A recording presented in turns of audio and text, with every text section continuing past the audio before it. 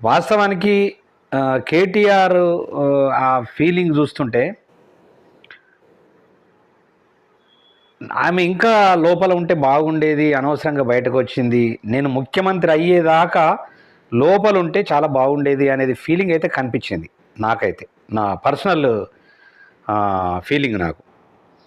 కానీ ఏంటంటే గతంలో ఆల్రెడీ ఎక్కడ చెల్లె ఆ, రాజకీయంగా ఎదుగుతుందో అని ఆ జాగృతి, కవితక్క పెట్టినటువంటి జాగృతి ఏదైతే ఉందో దాన్ని చంపేసిండు కేటీఆర్. ఇది వాస్తవం, అందరికీ తెలుసు. మీరు జాగృతిలో అడగవచ్చు, జాగృతిలో ఉన్నటువంటి ప్రతి ఒక్కరిని అడగవచ్చు, చెప్తారు. భయపడి చెప్పకపోవచ్చు, నాకు తెలియదు. కానీ మరి డెఫినెట్గా జాగృతి వాళ్ళు ఎవ్వరు ఆయన దగ్గరికి పోయినా పట్టించుకునేటటువంటి పరిస్థితి లేకుండే. నాకు